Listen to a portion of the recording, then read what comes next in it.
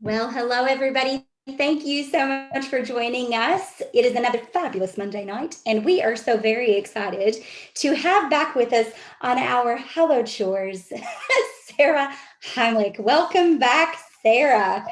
How are you doing? Pretty good? I'm good. I'm out of quarantine, and that You just lived through quarantine. I did 2 weeks in a very small hotel room with questionable. Well, hello, everybody. Thank you so much for joining us. But It is another I made it. Monday night. I think, is this, I'm so sorry, is this feeding to back? have back with us on Yeah, I our think you just need to Hello close your Chores. YouTube window. Sarah Heimlich. Welcome back, Sarah. How are you doing? Sarah, are you hearing the I'm feedback? good. I'm out of quarantine. Yes. Me too. I can't tell where it's coming from. I did 2 weeks in a very small hotel room with questionable. Well, hello, everybody. I found it, Sarah. There were two YouTubes open at the same time. Oh my word. That's okay. Look, that makes it fun. Okay, so I'm so sorry. Yes, you made it through quarantine. What's your worst quarantine story? Did anything fun happen while you were locked in a room in a square box for 2 weeks? I had a lot of fun things going on at work. We had a hackathon and a virtual summit, so I kept me busy, which was good. I really don't. I mean, you're just stuck in a room for 2 weeks. like, You're like a rat in a lab. I do have one fun story. I could see a convenience store out the window across the street, and it was only one story, and I was on the 15th floor, and there was a traffic cone on top of the convenience store, so I named it Wilson. I did hear that Wilson story. That's very. It must have been really boring, Sarah, for you to where you needed your own Wilson. I love it. No, the boring part is when you start looking out the peephole of your hotel room. You were looking out you were opposite looking out the people to peep into the. Were you spying on people in the hallway? No. Maybe. Oh, Sarah, we are so glad to have you back. Look, folks, if you're not familiar with Sarah, and I'm sure everybody is, but I'm going to give this introduction anyway. We could have some international watchers. But Sarah is an alumna of 3132, the Thunder Down Under. She is also a mentor of 3132. Currently, she works at the Google. Woohoo! Works at the Google. She is a software engineer. And of course, she is a long-time first volunteer as part of her first history. She's also a Dean's List winner and a Woody Flowers finalist. So if there's anybody that can talk to you and give you the total 411 on the Chairman's Award, because, hey, I think 3132 won the Chairman's Award, right? That's right. We did. Like at the World Championship. Like, yeah. So you know what you're talking about, Sarah, when it comes to awards and chairman. So I'm going to let you take it away. Tell us, come on, feed me some information. I've got a team. I want to win. All right, let's get going. So I'm going to share my screen here. And these slides we are going to make available as well afterwards. So if you are wanting to take screenshots, go ahead, but they will also be, we're going to make the link available in the description. Can you see my screen okay?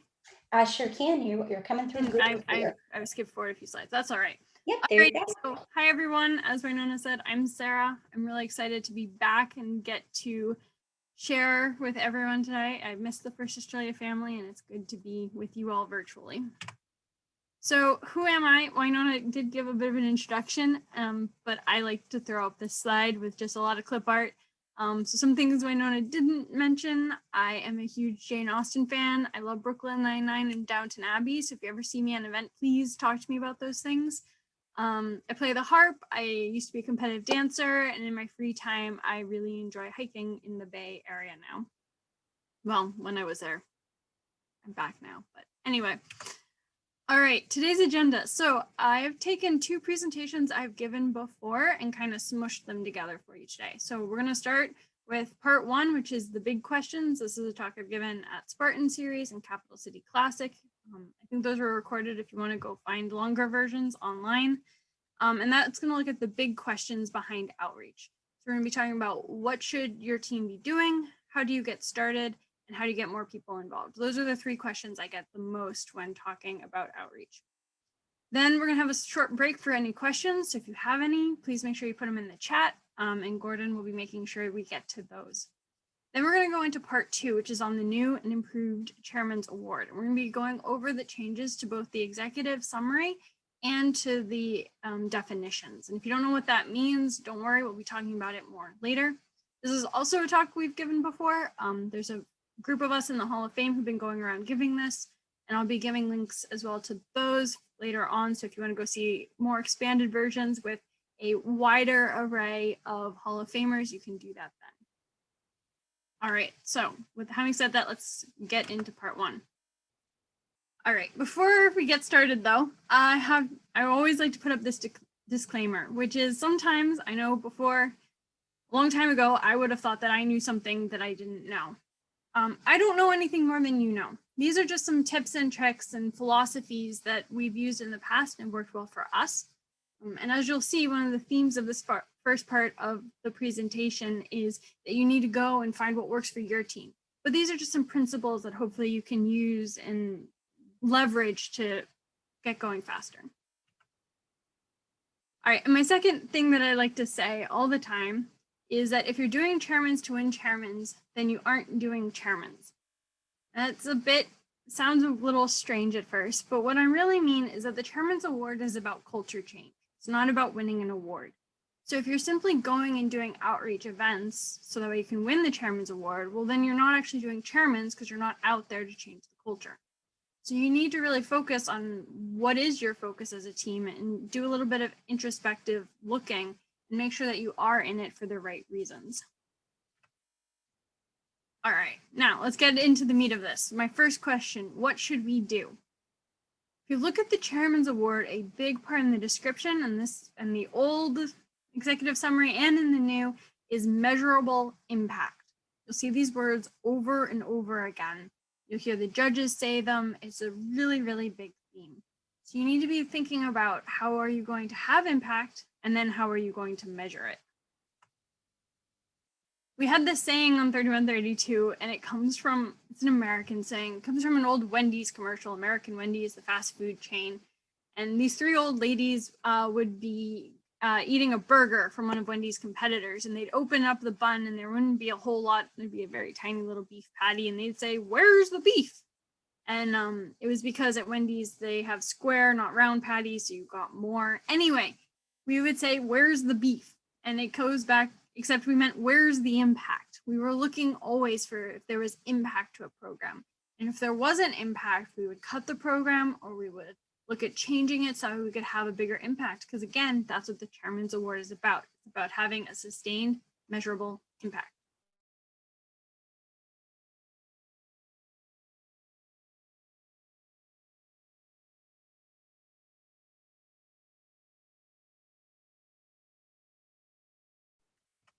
So like I said, it's like, look at us, we're just having failure after failure. And I think one of the keys is that success comes after failure. And so 3132 probably failed more than any other team I've ever been a part of.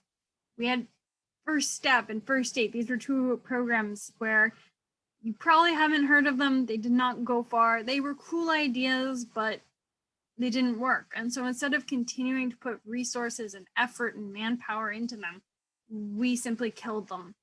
But the ideas stayed around and they would eventually turn into bigger things and they'd come back around, as you'll see later. So an example of this is actually the Robots in the Outback program. We started doing many things in the Outback and rural areas, and they didn't always go so well. Some of the teams folded very early on. Some of them they came to Dual Down Under as a pre-rookie and they never ended up becoming a rookie team. But we kept trying, we kept iterating, and eventually we found a model that worked. And then it kind of grew and exploded from there, which is amazing to be a part of. I love this little drawing.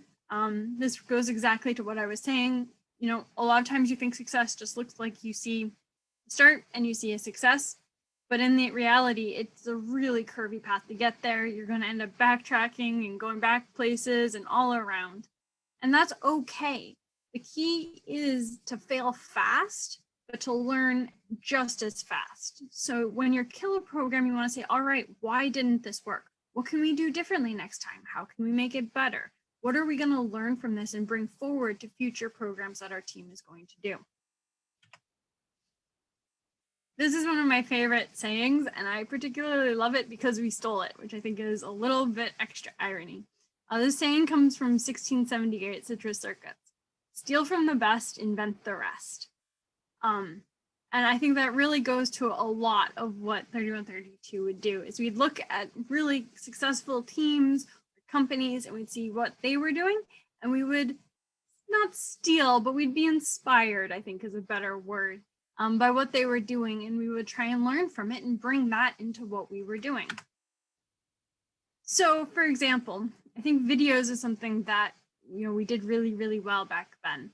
And if you go back and you look at 3132's chairman's videos, some of my absolute favorites, we all were inspired by a different video. So in 2013, you go way back through 3132's YouTube channel and look at that video, it's actually inspired by a music video. And we actually not only wrote and composed, but also performed and came up with the lyrics for the song that's the backing track of that video. In 2015, it was based on the Google X Moonshot video. If you haven't seen that video, I highly recommend it. It's incredibly powerful and moving.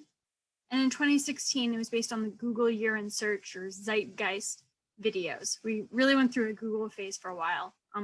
I highly recommend watching lots of YouTube videos if you're trying to figure out what you want your chairman's video to look like.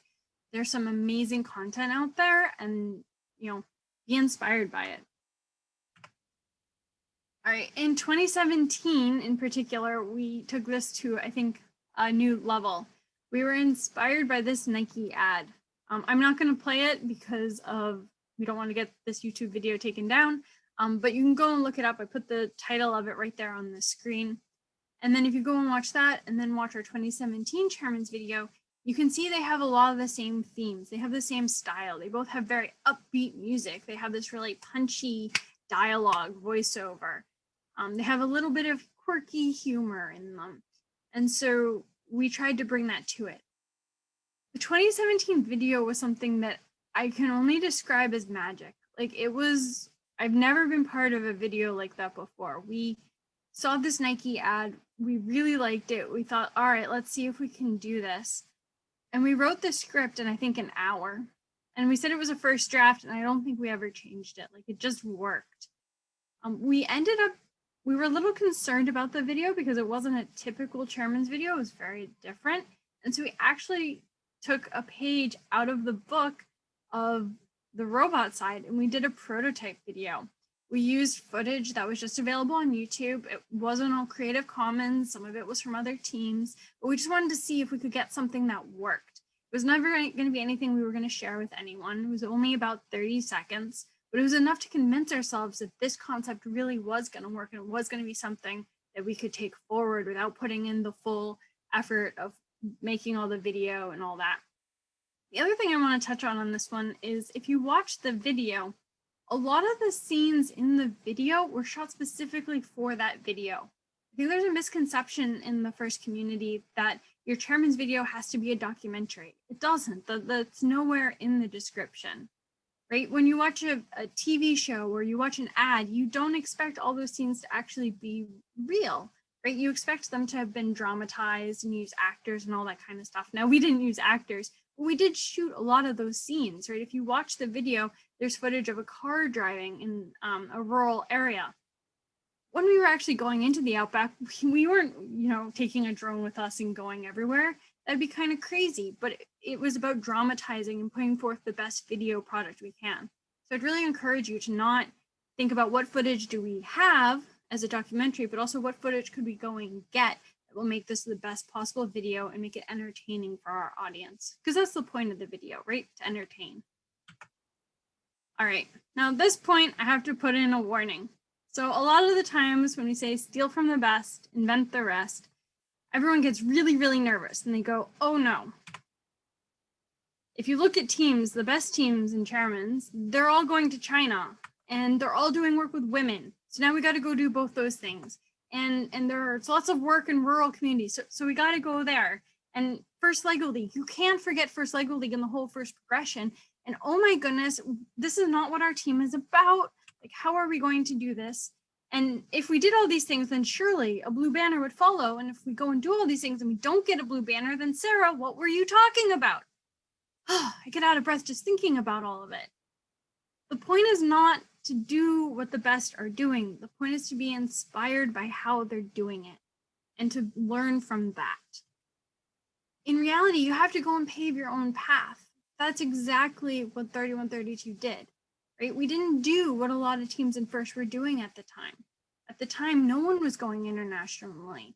No one was doing the first progression to that level. No one was going into rural and remote areas. Those were all new things. So you really need to go and think about what unique thing does your team bring and do that, because that's how you're really going to shine. And that's what unique thing you can bring to the whole FIRST community. That's how you can help with culture change, which is what, as I said at the beginning, the Chairman's Award is all about. So when it comes right down to it, what should you do? The ultimate answer is, I don't know, because it comes down to your team's unique circumstances.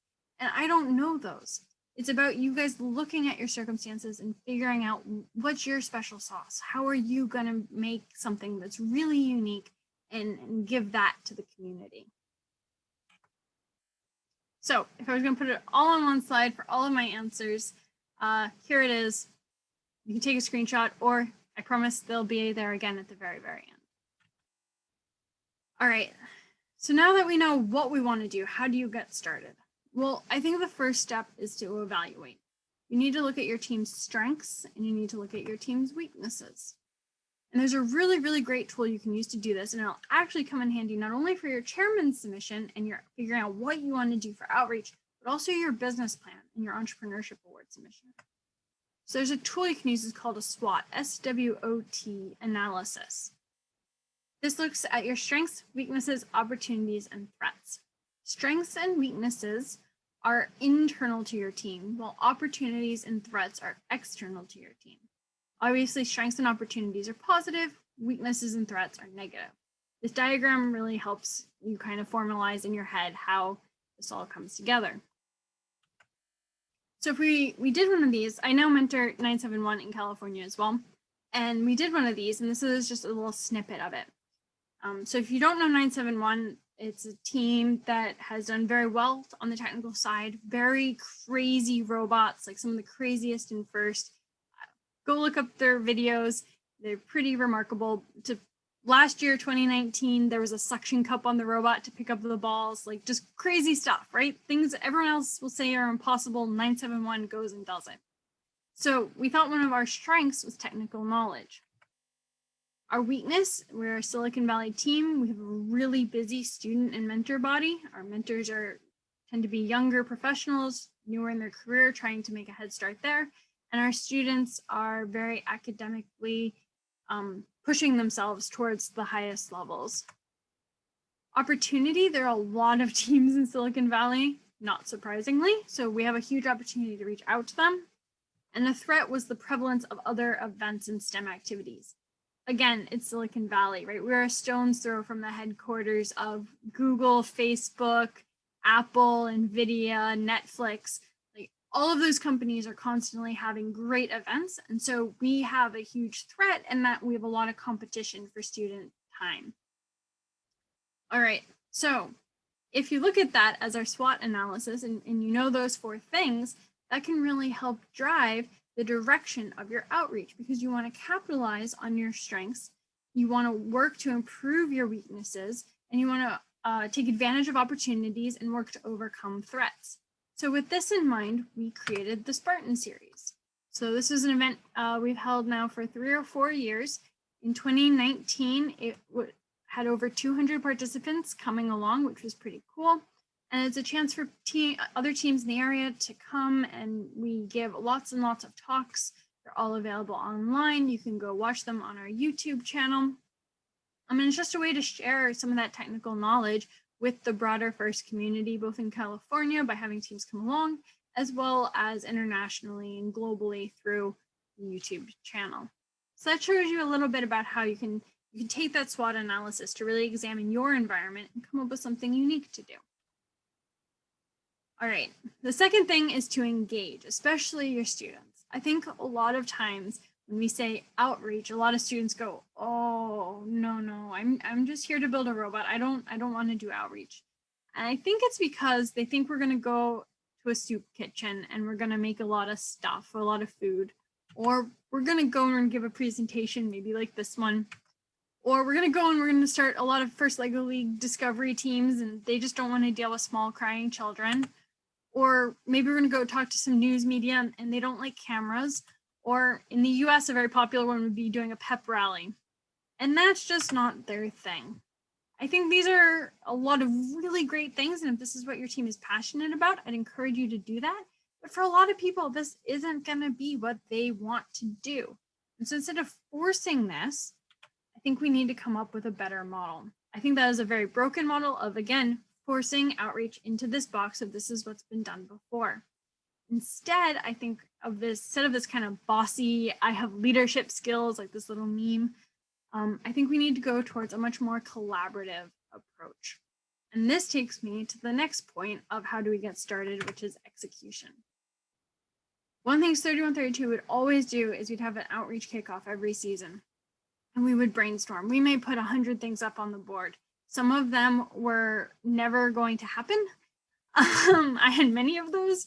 Some of them ended up being amazing ideas, but we would just sit down for 2 or 3 hours, often with Tim Tams and snakes, and we would just brainstorm and come up with as many different crazy, wild ideas as we could. And when you start thinking about outreach in this way, instead of all those things that we didn't want to do, it starts looking more like this. It's student-driven outreach, and it becomes things that they're passionate about, whether it's creating a first LEGO League game, first LEGO League-like game that teaches water safety, or doing augmented reality on your team's handouts, or on 971, a big one is our shirts. We buy, literally there are hundreds of those shirts every year that people buy from us, which is pretty cool. Also in 3132, we did a smartwatch app.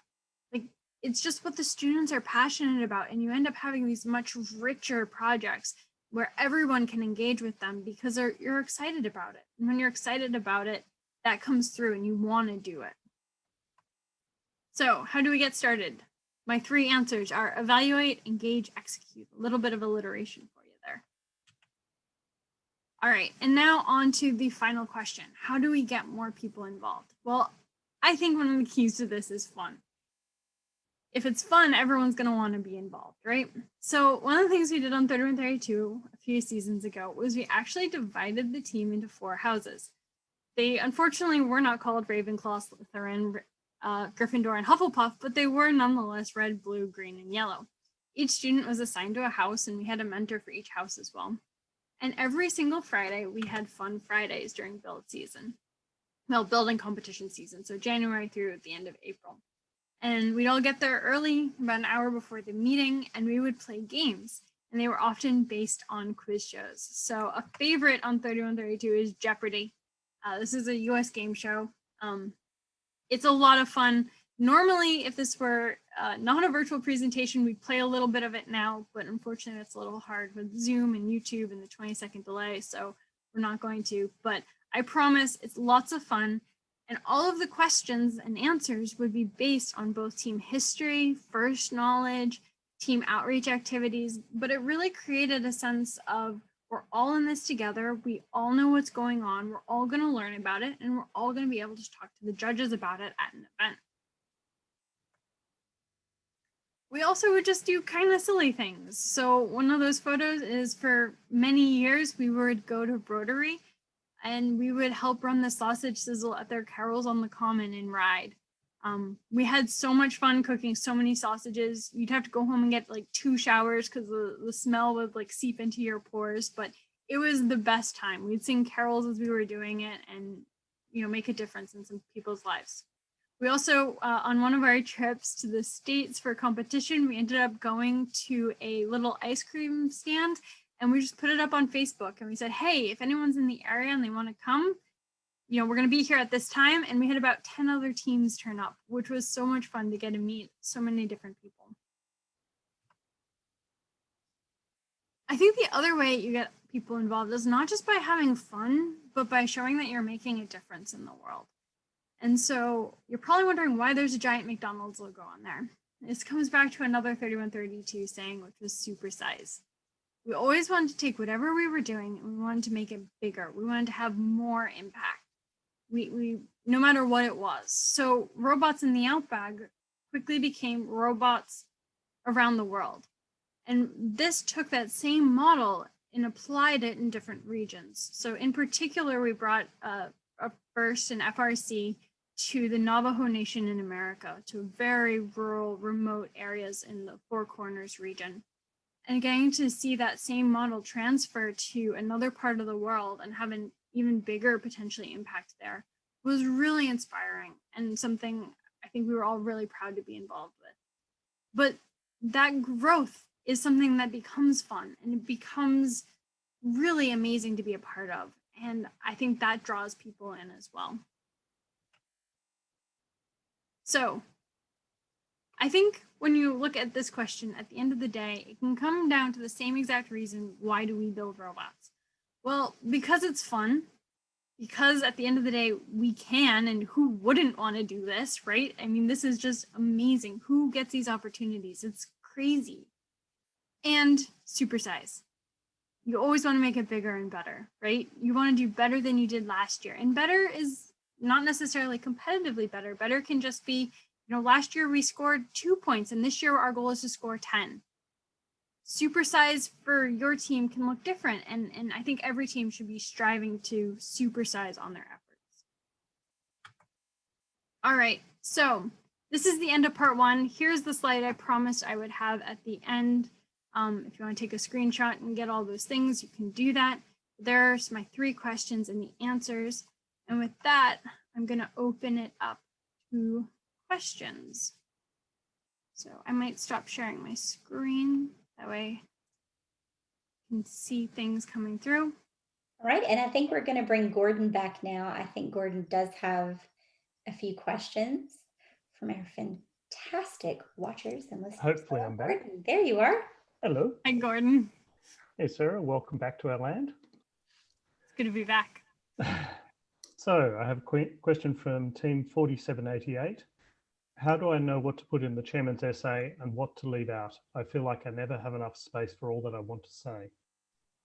So we're going to be getting a little bit more to the essay in part 2. So I may just hold off and we'll come back to that one at the end of part 2, because hopefully Sounds I'll good. answer that a little bit. And I think the new executive essay or executive summary questions really help frame it in a much better way than the old ones. Okay. So on engagement, how do you get your team engaged to engage external people? The first thing is getting them engaged. How do you get that to happen? How do you get your team? How do you get your own team engaged? Right. So I think it comes down to the different model, right? So instead of saying, oh, we're going to go do X, Y, and Z, really instead getting the kids in. Sometimes it takes bribery.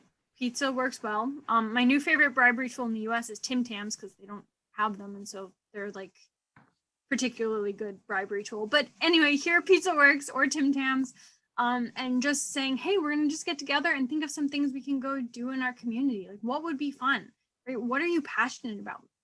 For example, 125 in Boston, they had some students who were incredibly passionate about animals, and they made a whole bunch of blankets that they donated to the local animal shelter. Like, outreach doesn't need to look like anything. The sky is truly the limit. Like, think about what you're passionate about and go do something in that space. There are plenty of problems that the world faces. Start fixing them. How do you get the quieter team members away from the robot to get involved? Look, I don't think necessarily everyone on your team is going to do outreach, and that's okay, or be involved with it at the same level. If you have a core of 3 or 4 students, that's incredible. And that core getting excited, their passion will come through, and then the other students will naturally be drawn to it, I think. I've seen that happen over and over again, of the quieter students start out, oh, that's not my thing. But, again, they're not going to give presentations, and that's okay. That's not their thing, and it doesn't need to be their thing. But having them come along and make some blankets, these are really easy fleece tie blankets. You just sit there and tie stuff. That's, very doable. Yeah, I suppose the thing that you need to watch is not having the outreach team who are separate from the rest of the team. It's just one of the things that the team does. Absolutely. You know, I've seen teams make it a requirement on 3132 is a requirement to travel. If you wanted to travel, you had to do some outreach event, and that could be, I mean, that could be carols and making sausages. That could be being volunteering at a First Lego League or First Tech Challenge event. That could be, you know, coming along to outreach meetings regularly and helping with the smartwatch app. Like, again, this doesn't need to look like childcare or, you know, these are all lovely things. And if that's what your team is passionate about, I don't want to say anything, because if that's what you're excited about, go do that. But, you know, I think that we just have these preconceived notions of what outreach looks like, and it really doesn't. It shouldn't look like anything. If you're passionate about Arabic, translate the game manual into Arabic. Like, that would be hugely beneficial. If you're passionate about, I don't know, medieval French poetry, there's got to be something you could do about with medieval French poetry, like write poetry about robots. That would be really cool, right? Like, get a book published of robot poetry. There, I don't know, something random. I really loved your statement. If you're doing chairmans to win chairmans, then you aren't doing chairmans. I think that is just such a really strong statement. I believe that with every fiber of my being. And, you know, if you're doing this just for the award, then you're not doing this. Yep. Okay, let's move on to stage 2. Alrighty. I'm going to drop off the video again. Yep. Let's share my screen again here. All right. Hopefully that's coming through. If not, I'm assuming Gordon or Winona will yell at me. All right, part 2. So like I said, this is a presentation. It's slightly abridged that we've been giving. There was a group of Hall of Fame members who worked on the updates to both the executive summary and the definitions. And we've gone and done a presentation both for First Canada Live, and we did one 2 a.m. yesterday. Yeah, yesterday, not today. For a group in Minnesota. So I'll be giving the links to those at the end, as well as where you can get the full version of these slides. All right. So if you are new to the Chairman's Award, there is the first part of it, your submission, is a written submission. And there's kind of 2 parts to it. There's the executive summary and there's the essay. The executive summary is 13 questions, short answer, 500 characters each, and the essay is 10,000 characters. This year, there was a significant change to the executive summary questions. And one of the big things that this change really focuses on is the first pillars. So as part of FIRST long-term vision, they've come up with a set of 5 pillars. You don't remember exactly what they are, but you can look them up.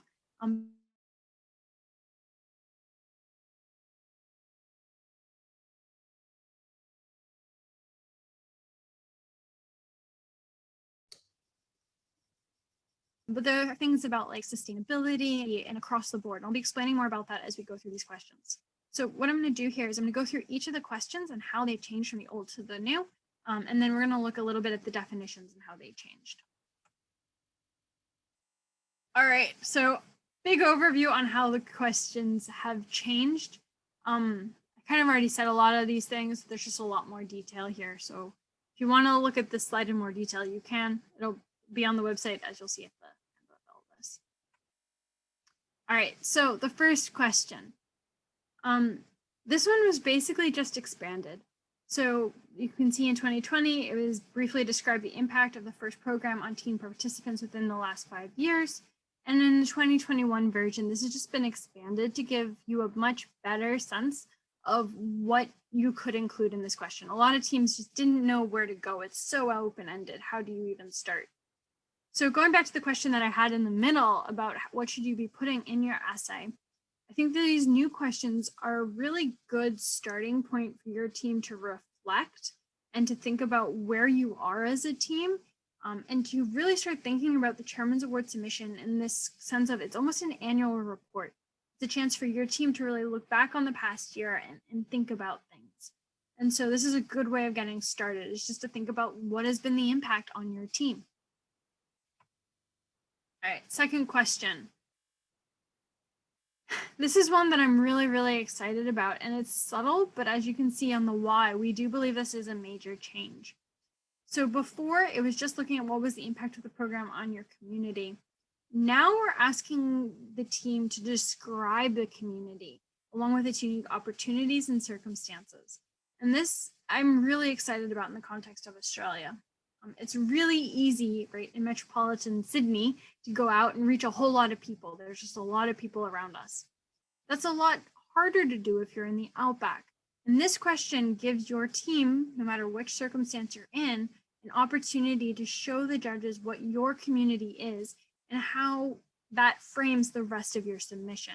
So you're no longer going to need to take characters out of your essay to explain, look, we're a small rural town, so yes, we haven't started 1,000 teams, but we did go and start a first Lego League team, and that's a really big impact in our community for all these reasons. And this question lets you frame all that really, really nicely, and I think is a huge step forward for FIRST when it comes to equity and the Chairman's Award.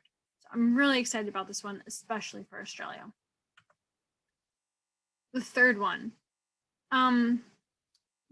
The biggest change here is that at the end of the 2021 question, there's now this little question about how does your team measure results? And this goes all the way back to the first part of my first presentation, which is it's about sustained measurable impact. You are now being asked specifically, how do you measure results? And I think it's really important to note this doesn't just have to be numbers, right? Numbers is one way we measure things, but it's not the only way. We can also measure with stories and individual impact. And, it's great to say, oh, our team went and reached 200 people at this event, but you could also talk instead about we measure impact on individuals and how we changed their lives, and tell a really powerful and moving story about how you have changed people. And that's perfectly okay here as well. But it gives you the chance to actually think about and then show and tell the judges how you're doing that. 4.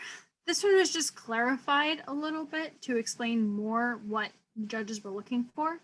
At this point, I do want to also mention that you'll see things changed from 5 years to 3 years. And the reason for this is if you have a student in the room talking to the judges as part of the presentation, which is the second part of the submission, it's really hard to have a student in the room who's been on the team for 5 years and who can talk to that history. So it was shortened to 3 years in order to really let the students shine and be able to talk about what they've done.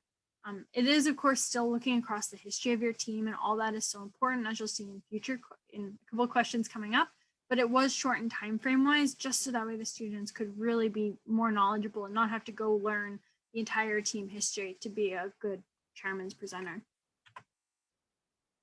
All right, this is question 5 in the new one. This used to be 5, 6, 7, 8 in the old. There's a lot of feedback in the FIRST community that the Chairman's Award just was starting to feel like it was all about promoting FIRST, and that is not what the Chairman's Award is about. It is about culture change. So these 4 questions have been condensed into one.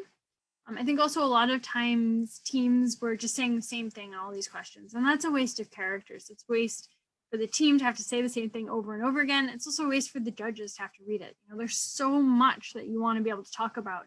And this lets you focus on everything your team has done, not just the first bits. Next is a new question. And this goes to the fact that the Chairman's Award is about so much more than just FIRST. So here, it's what have you done outside of FIRST, beyond just starting teams? So if you are doing a program in the library and you're using Arduinos for it, this is a great place to be able to talk about it, because that's still working towards culture change, just culture change outside of FIRST, but that's still very relevant and something the judges definitely want to hear about.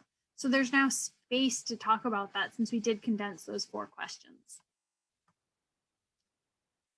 7, there's so many of these that I'm going to keep saying this, but I'm also really excited about this one. In 2020, and for many preceding years, the question was describe your corporate and university sponsors. And this is just so vague and so strange. Like, what are you supposed to say? For a lot of teams in Australia, right, you have Google sponsorship. Are you supposed to say Google is a search engine company? Like, obviously the judges know that.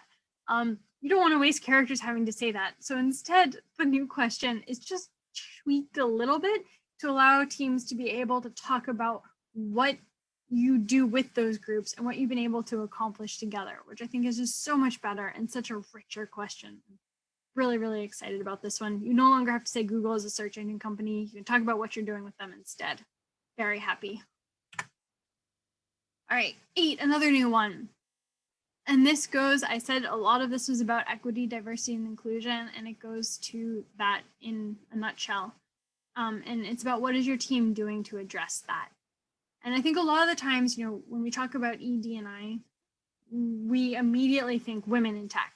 But this is so much more than just women in tech. This is, anything and everything you can think of, right? It's socioeconomic status, it's everything, and really focus on this. And, one of the things when we give this talk other times, when the other presenters will often say, it's okay to not have an answer for this one in 2021 because it is a new question, but you really got to be thinking about it for 2022. And, we said doing chairman's is not about doing chairman's, but these new questions really let you look at your team and think about it. Like, are we doing anything for this? If not, why not?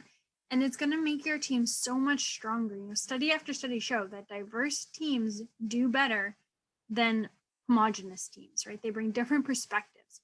So this is going to make you a stronger team. It'll make your submission stronger. And it's just a really great area to focus on. It's something, I hope everyone is passionate about. And really, this is giving you an opportunity in this space and the freedom to think about it. All right, another new question. This is sustainability in a nutshell. And when I said earlier that it was about more than just the 3 years, this is a great place to talk about programs that you've had that have been running for longer than those 3 years, or, even 2 or 3 years, and how you're going to make sure that they're going to be sustainable into the future.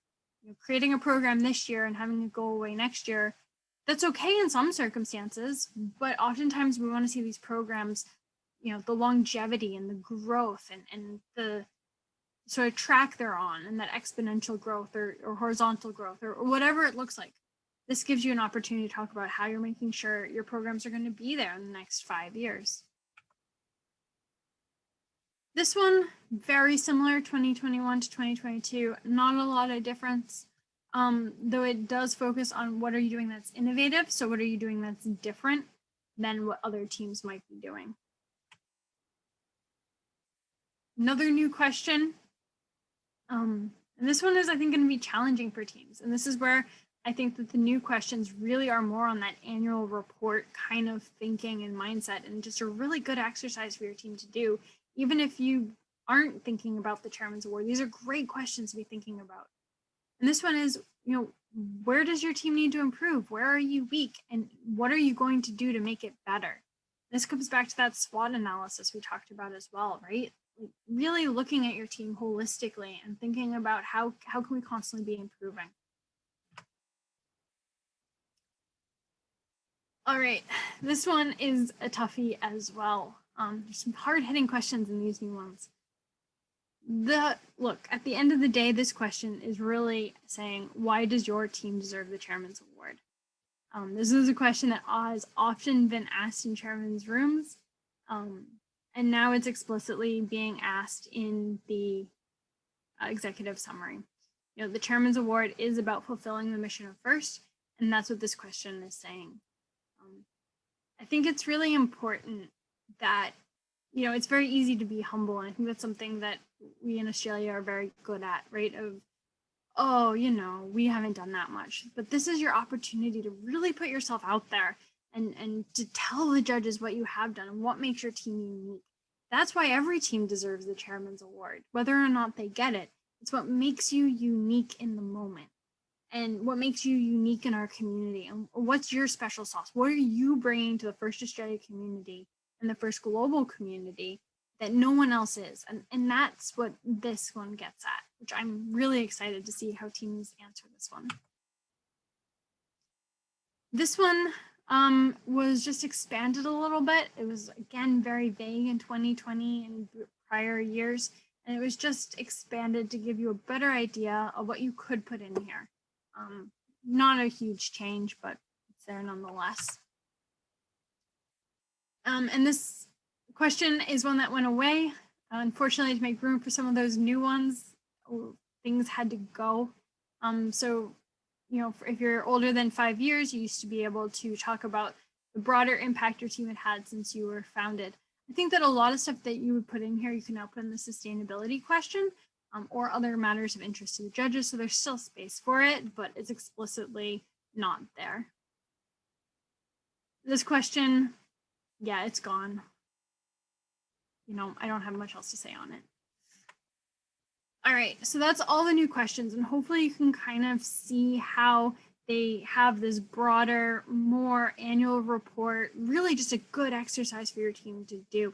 If you haven't had a chance to just go through the questions and really think about them as a team, I'd highly encourage you to do that now. Not because it's about the Chairman's Award and not because it's going to make your submission stronger, but because it's going to make your team stronger. And that's what's really cool about these, I think, is it really lets your team focus on how you can be stronger, not just how you can build a better submission. All right, having said all that, moving on to the definitions.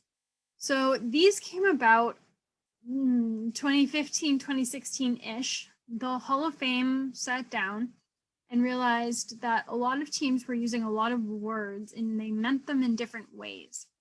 And they really wanted to make sure that there was going to be continuity and that teams, you know, meant what they said and they said what they meant.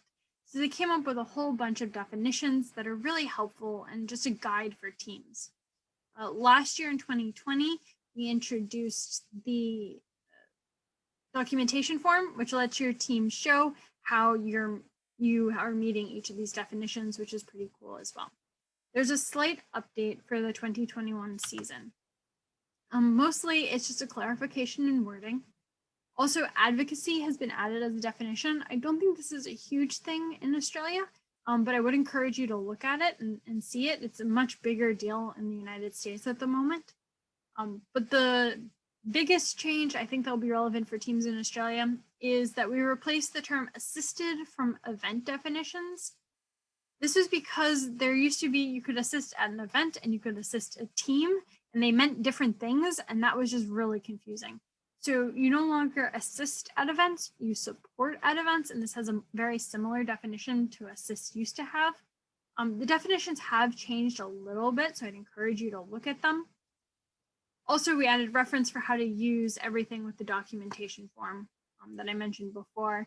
The documentation form still isn't required for 2021, but I would encourage your team to use it because it's a really great opportunity to show the judges and your team really that you're tracking all this stuff and you're able to build up that history and rapport. All right, so if you want to know more information about this, as I said, we've been doing a little bit of a roadshow with the Hall of Fame. So the probably easiest one that I could find right away was First Canada Live. You can go to firstroboticscanada.org/live. We were season 2, episode 5, or if you just search for Hall of Fame there, you'll find it.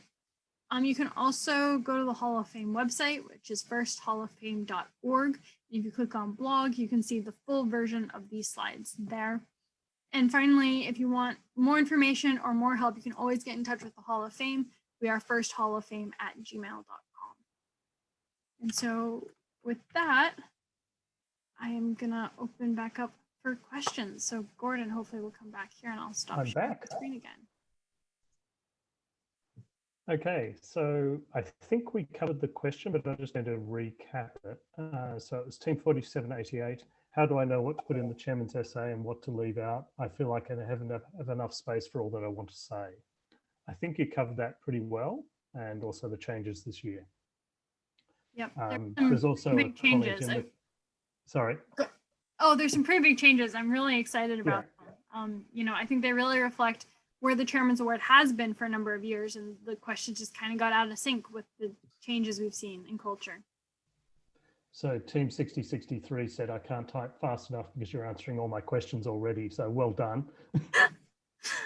Yes, mission accomplished. 2 more questions. How important is content versus presentation?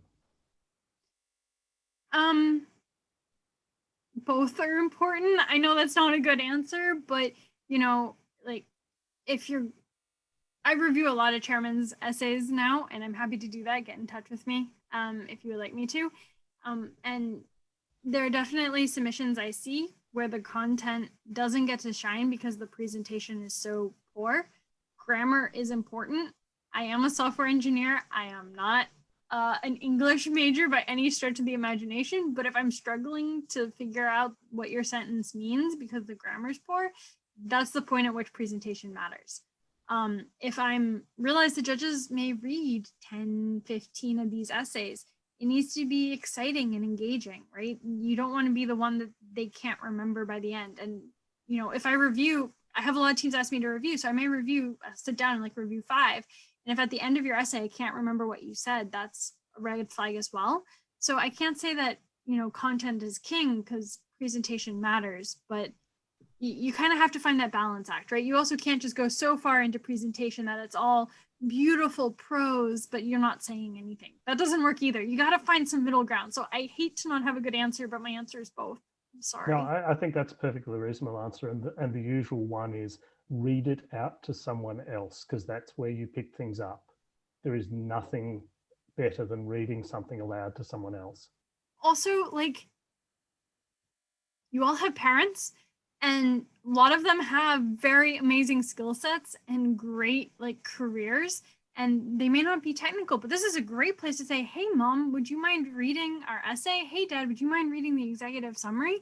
And just having someone who may be not as familiar necessarily with what the team has done is also really, really great, just to make sure it all makes sense. You know, you're not saying, well, when we went to DDU, we had 27 Rito teams, and, you know, they all came to the MWB conference, and, you know, that makes perfect sense on your team, but that's not going to make sense when I'm reading the essay.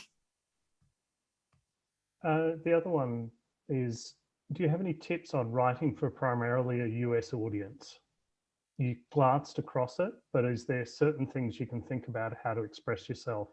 You know, for example, Australians don't say we're awesome. It's just not in our vocabulary. Yeah, so I mean, the good news is if you are submitting in Australia, your kind of first round will be Australian judges here in Australia. So that's always good. If you're starting to look beyond the regional level, it becomes incredibly challenging because you need to make sure that your submission will work for Australian and American audiences. Like there were years, third 1, third 2, I remember one year we went to Minnesota for our first regional, Sydney for our second, our third was in Hawaii. And we were hoping to, you know, we had pre-qualified for Worlds that year as well. So we were trying to write for 4 audiences at once. And it's just like a nightmare at some point. In general, I would recommend using US spellings just because Australians will understand you're using US spellings. And Americans are, I can say this, I'm American, a little isolated and they may just think you're, you know, misspelling things. And it's just a little speed bump and you want to remove those speed bumps. Exactly.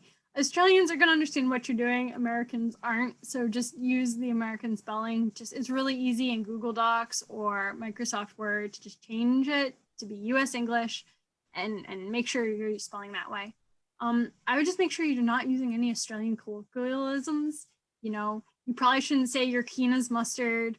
You're not going to Bonnie Doon, and the Serenity is just, they're not going to get it. Can confirm. I've said a few things in America and gotten some weird looks. That's great, Sarah. We don't have any more questions on the stream, so I'll let you wrap up. All right, folks. Well, thank you so much, all of you, for joining us again on a Monday night. We want to thank Sarah so much for joining, and after working all day long and coming out of quarantine from her big flight from the US. Thank you so much for joining us. And Gordon, thank you so much for joining us and moderating the chat room and the call for us tonight. All right, you guys have a fantastic week, and we'll see you back next week. Bye. Bye.